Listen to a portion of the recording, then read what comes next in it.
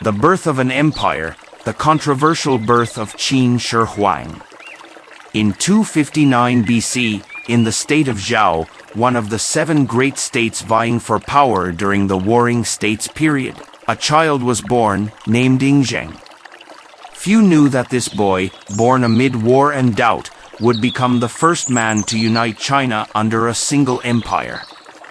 History would later refer to him as Qin Shi Huang, the first emperor of the Qin dynasty. But even his origins are a mystery that has never been solved.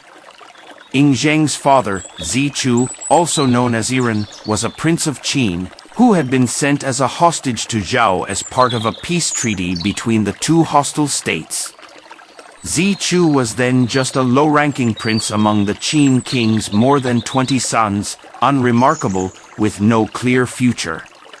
In Zhao, Zichu met Lu Buwei, a wealthy and cunning merchant.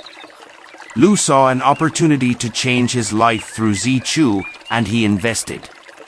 With gold, promises, and political tricks, Lu Buwei helped Zichu get closer to the throne, even arranging for Zichu to marry one of his concubines, Zhao Ji, who would later become the mother of Yingzheng. From there, terrifying rumors began to spread. Some said that Zhao Ji was pregnant before coming to Zichu, and that the child she gave birth to was actually Lu Buwei's biological son. Although this hypothesis remained controversial for thousands of years, it planted a doubt in the minds of nobles and historians that China's greatest emperor could have been the son of a merchant. So, could a child born from the darkness of doubt, raised in politics and intrigue, become emperor and write a new page in the history of an entire civilization? The answer lies in Yingzheng's own ambitious, brutal, and magnificent life. Power intrigue and the birth of an unelected king. In the dim light of ancient history, few periods are more chaotic and intrigue-filled than China's Warring States period. Amidst fragile alliances and shadowy power holders, a child was born, Yingzheng. But this is not just the story of a young prince. It is the beginning of a decades-long political game where money, ambition, and deceit conspire to shape the fate of the Qin Empire. Yingzheng's father, Zichu, Iran, was at the time one of the Qin king's many obscure princes. With more than 20 children in the royal family, Iran had little chance of succeeding. Worse, he was a political hostage in the Zhao state, where enemies could monitor him and use him as a bargaining chip. However, Iran's fate changed completely when he met Lu Buwei, a merchant who not only traded in material goods, but also in human fate. Lu Buwei saw political potential in Iran and decided to invest as a business. With 1,000 taels of gold and a wide network of influence, he convinced the most powerful woman in the Qin dynasty at that time, Lady Huayang, that Iran was a filial son, worthy of being adopted by her. Once he became the legitimate son, Iran would naturally have the right to succeed to the throne. The plan succeeded. Iran was adopted as his son, becoming the legal heir. Not long after, he married Zhao Ji, who was once Lu Buwei's own concubine. And thus, Yingzheng was born amidst a web of intrigue. Yingzheng was a symbol of controversy from the moment he was born. Was he the real son of Prince Zichu, or was he just the product of a political deal between Lu Buwei and Zhao Ji? Although there was no clear answer, persistent rumors about his bloodline followed him all his life, not only obscuring his legitimacy, but also forming in him a mentality of skepticism, a desire for control, and never letting anyone else manipulate his fate. Ultimately, what Lu Buwei had once set out to create as a puppet king became the foundation for a real emperor, who would later overthrow the darkness behind the throne. The Blood Throne, successive deaths, and the rise of a 12-year-old child. In 251 BC, King Zhao Xiang of Qin, Yingzheng's grandfather, passed away after nearly 6 decades of reign. His death not only opened a period of fragile succession, but also marked the beginning of a deadly chain of events that would quickly bring Yingzheng, then just a child, to the throne. Immediately after the state funeral, Zichu, Yingzheng's father, ascended the throne, becoming King Zhuangxiang of Qin. But he only held the throne for 3 days.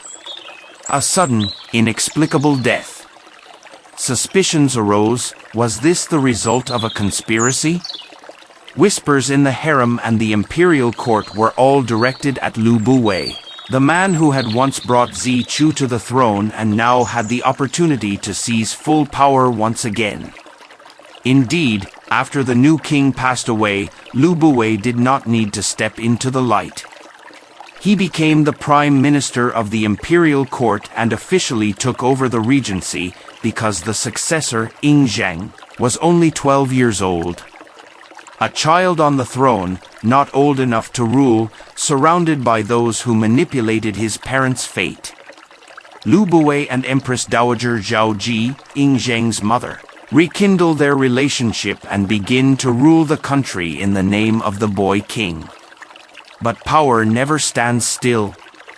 As secrets begin to emerge, the Qin court itself becomes a dangerous arena of intrigue, rebellion, and even illegitimate children.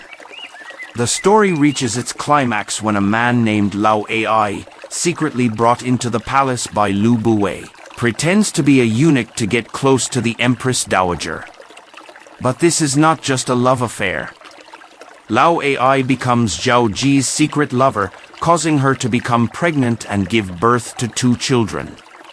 Twins, unbeknownst to anyone, unrecognized. However, the plot fails. As Yingzheng grows up, he begins to grasp the pieces of the political game around him. When he learned that Lao Ai was plotting to usurp the throne for his 2 illegitimate sons, he acted without mercy. Lao Ai was executed. The 2 innocent children, his mother's biological children, were not spared either. Zhao Ji was exiled from the palace. And Lu Buwei, who had once orchestrated the entire game, was now reduced to a cornered pawn. He was no longer a 12-year-old child. He was an emperor in the making, tough, cold, and learning his first lesson in how to maintain power, eliminate all threats, even relatives. From shadow to throne, the young king's first purge of power.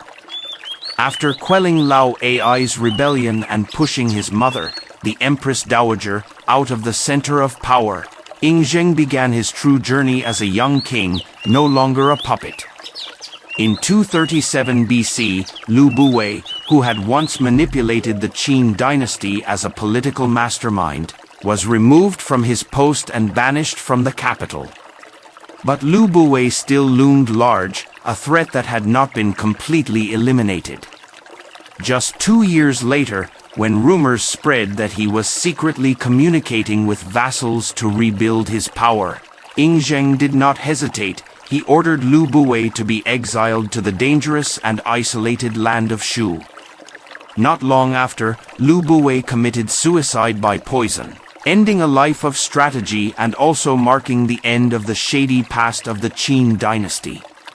At the same time, a new figure began to rise to replace him, Li Si, a legalist thinker who believed that national strength must be built on discipline, law, and absolute control. Li Si was a wandering scholar from the state of Chu, and thanks to his eloquence and strategic vision, he was brought into the court by Yingzheng and quickly became a close advisor. However, Li Si's position was also shaky. In 237 BC, Yingzheng suddenly issued an edict to expel all foreigners from Qin, fearing that outside influences might be harmful. Li Si, who was also a foreigner, was at risk of losing everything.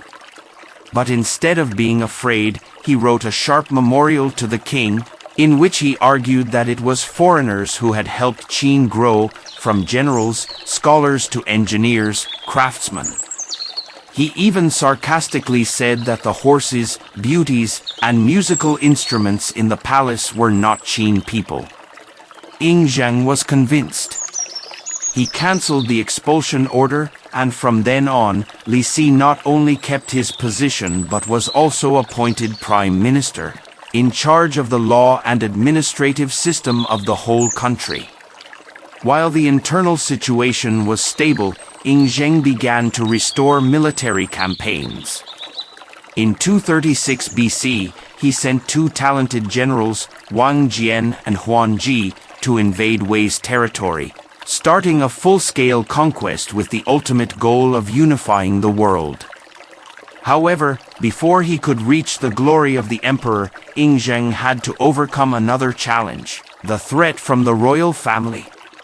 His half-brother, Zheng Jiao, was assigned to command the army but unexpectedly betrayed him and defected to Zhao. That betrayal was a warning, even blood relatives could become enemies. And to become the son of heaven, Yin Zheng understood that love could not stop him from taking action. The path of blood and iron, the war to unify the world begins. After the turmoil within the imperial court, Yin Zheng, now in complete control of power, turned his attention outward.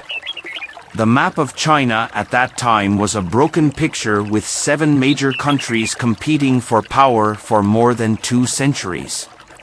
But with the Qin dynasty rising from the west, the power play was coming to an end.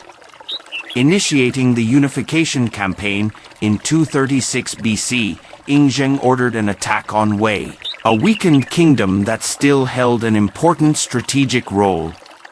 The famous generals Wang Jian and Huan Ji were appointed as commanders. Within 2 years, important strongholds such as Yi and Anyang fell one after another, opening the eastern gate for the Qin army to invade the central plains of the Central Plains.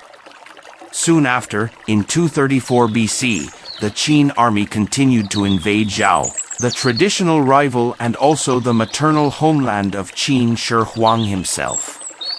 The Battle of Pingyang broke out, and according to records, more than 100,000 Zhao soldiers lost their lives.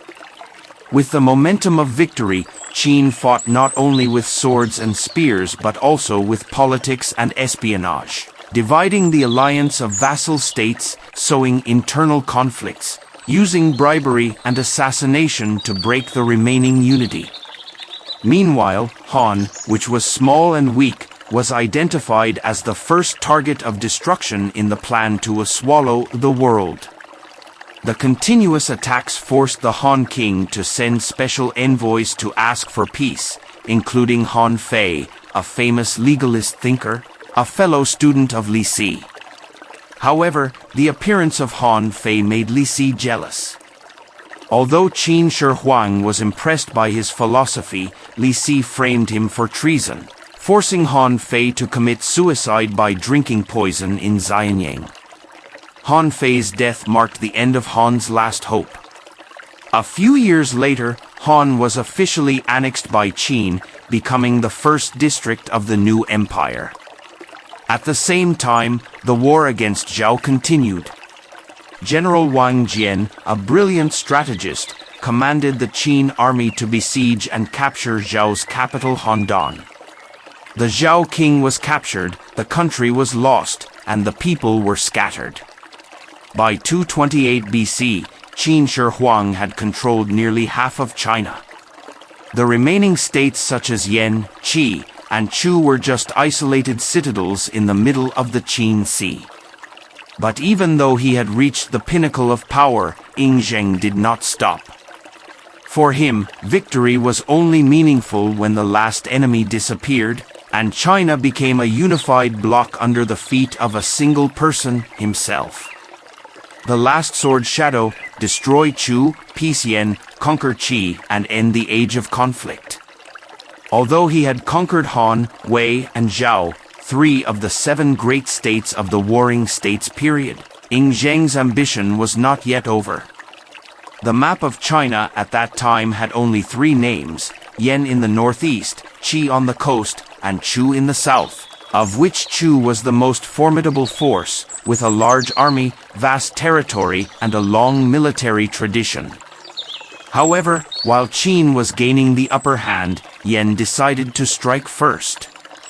Knowing that he could not confront them directly, Crown Prince Dan of Yan secretly prepared a desperate plan to assassinate the king of Qin.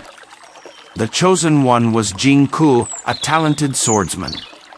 With a map of the border region and the head of a traitorous Qin general, Jing Ku entered Xianyang as an envoy, and also an assassin. During the historic court session, when the king of Qin opened the map, Jing Ku pulled out the dagger hidden inside and rushed forward. But in a moment of hesitation, he failed. Yingzheng dodged in time and counterattacked, personally killing the assassin right in the palace. The failed assassination made the king angry to the core. In 226 BC, the Qin army invaded the Yan state. The capital of Yan fell. Crown Prince Dan was executed by his own father to sue for peace, but in vain. Yan was wiped out. The last resistance of the vassals now only came from Chu, the most powerful country in the south. Qin Shi Huang sent the famous General Wang Jian to command 600,000 troops, a huge number at that time, to attack Chu. Although at first there were failures because of underestimating the enemy, when Wang Jian returned with the strategy of encirclement and long-term fighting, the Chu army gradually collapsed. In 223 BC, Chu was officially destroyed. There was no real rival left to stop him. In 222 BC, Wang Jian's son, Wang Ben, destroyed the remaining Yan in Liaodong. In 221 BC, he continued his march eastward, attacking Qi, the last unconquered state. Qi offered no resistance. The king surrendered. And so, after about 25 years of reign and nearly a decade of relentless warfare, Yingzheng officially became the first person to unify all of China, ending more than 500 years of division, chaos, and war. He proclaimed himself Qin Shi Huang, the first emperor of the Qin dynasty, and also the first emperor in Chinese history. No longer a king as in the feudal era, but the sole son of heaven of the world. But unification was only the beginning. Now an even greater challenge awaited: how to rule a vast, chaotic, and potentially rebellious empire. For Yingzheng, the answer was only one: absolute power, strict laws, and an obsession that never ceased: immortality. The emperor of the world, and the ambition to change the fate of humanity. After conquering the 6 kingdoms and proclaiming himself emperor in 221 BC, Qin Shi Huang became the first person in Chinese history to call himself emperor. For him, unification was not only a military victory, but also the beginning of a new order, an empire where everything had to be standardized, controlled, and obeyed by absolute central power.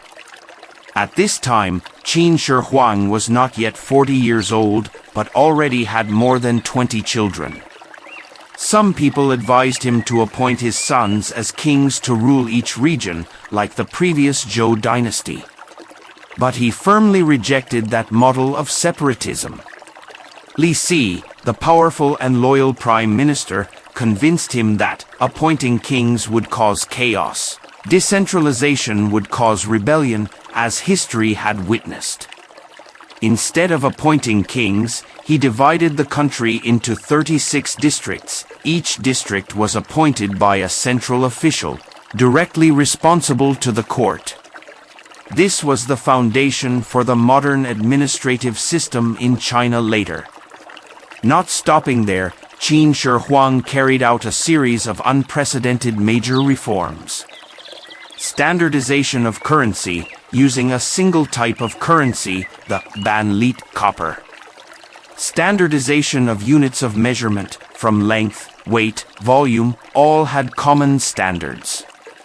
Confiscated and melted down the weapons of the former vassal states, cast them into giant bronze statues placed in the capital Xianyang as symbols of victory. However, the most important reform, and the one that left the deepest mark, was the unification of writing. Before that, each country had its own system of characters, making information and laws inconsistent. Under Li Si's direction, a standard set of Chinese characters was established, called Shaozhan, applied throughout the empire. Although the readings varied from region to region, the entire population could read the imperial texts, for the first time in history. A unified empire in territory, army, administration, and even language, something no king had ever achieved before. But behind the halo of reform, there was a growing darkness. Qin Shi Huang began to fear losing everything he had created. Fear of assassination, fear of rebellion, fear of death. He built hundreds of palaces connected by secret tunnels, and no one knew exactly where he was. He no longer trusted anyone, not even his relatives. And in his heart, a new obsession took root, the search for immortality. From a child whose bloodline was doubted to the emperor of the world. But when he held everything in his hands, he began to lose the thing that power could not control, time. Immortality, the final dream of the emperor who unified China. When his power reached its peak, Qin Shi Huang's greatest fear did not come from rebellion, nor from foreign invaders, but from time itself. He unified the world, reformed the whole country, revived the legal system, the army, and culture. But the only thing he could not control was death. The dream of immortality began to haunt him day and night. From around 215 BC, Qin Shi Huang began sending envoys everywhere to find the elixir, a method to help people live forever without aging or dying. Among them was Su Fu, a famous Taoist priest, who was sent out to sea to find the legendary land called Penglai, where immortals were said to reside. Su Fu left with hundreds of young men, young women, and a large boat. But he never returned with the elixir. When asked by the king, he gave the excuse, "There is a giant fish monster in the middle of the sea blocking the way." And so Qin Shi Huang personally brought a crossbow to the sea to shoot the divine fish. This legendary story not only shows the king's blind trust, but also proves the quiet panic in his heart. He did not stop there. He also built hundreds of secret tunnels connecting the palaces to avoid assassination and conceal his whereabouts. Thousands of servants, from maids, eunuchs, soldiers to chefs, were forbidden to leave the palace to keep the emperor's whereabouts a secret. But that worry did not stop death from approaching. In 211 BC, after a series of bad omens and predictions from fortune-tellers, Qin Shi Huang decided to make one last tour through the eastern lands, both to inspect and to escape bad luck. He brought with him his youngest son Hu Hai, his prime minister Li Si, and his trusted aide Zhao Gao. But when the group reached Sheiqiu, in the middle of the journey, Qin Shi Huang suddenly fell ill. He died quietly, not yet 50 years old, after 11 years as emperor and more than 2 decades of reigning over the Qin state. His death, like a bitter paradox.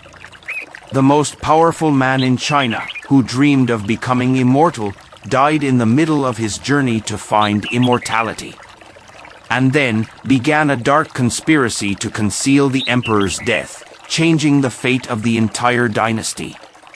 Zhao Gao and Li Si, who were by his body, decided to keep this sad news a secret, not letting anyone know.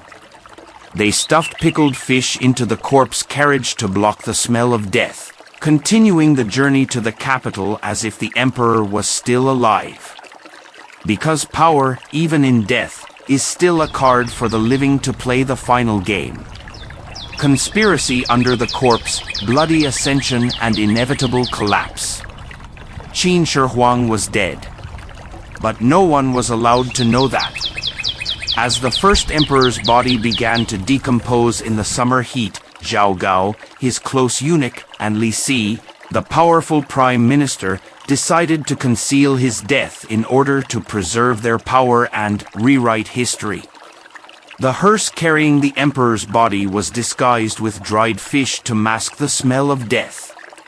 During the more than 2-month journey back to Xianyang, no one in the group was allowed to speak the truth. Along the way, Zhao Gao began his final plot to eliminate the legitimate crown prince, Fu Su, and instead put Hu Hai, the emperor's youngest son and his own trusted disciple, on the throne. They forged an edict from Qin Shi Huang, sending a suicide order to Fu Su, who was guarding the northern border with the great general Meng Tian. Fu Su, who was absolutely loyal, had no doubts and took his own life. Meng Tian was also forced to drink poison. No one could stop Zhao Gao's plan anymore. When the funeral procession returned to the capital, the death of Qin Shi Huang was announced. At the same time, Hu Hai was crowned the second emperor, Qin Shi. But this was not a glorious coronation ceremony, but the beginning of the Qin dynasty's royal tragedy. Qin Shi was a young, weak king, completely manipulated by Zhao Gao like a puppet. To consolidate his power, he began to purge all the remaining royal relatives, including the princes, sons of Qin Shi Huang, who could pose a threat to overthrow him. The court was filled with fear, suspicion, and silent weeping in the harem. Outside the palace, the people were increasingly dissatisfied. Heavy taxes, forced labor, and massive construction projects continued as if Qin Shi Huang were still alive. The people were exhausted, and their hearts were broken. In 209 BC, the first spark was ignited. A small-time soldier named Chen Sheng revolted. The rebellion, which began as a group of peasants and criminals, quickly spread. The uprising became a nationwide movement. At the same time, many other forces also rose up everywhere, including Xiang Yu and Liu Bang, two names that would later determine the fate of China. Amidst the wave of rebellion, Qin Shi panicked and became more brutal than ever. When he felt that Li Si was no longer submissive to him, Zhao Gao took the first action, slandering, imprisoning, and executing him. In a cold manner, the system that Qin Shi Huang and Li Si had worked so hard to build began to devour itself. Not long after, Qin Shi was also forced to commit suicide by Zhao Gao, leaving only a throne, with no one to sit on it. An empire built on iron and blood, lasting only 15 years, began to disintegrate in the paranoia and ambition of the victor, and also lost the hearts of the people.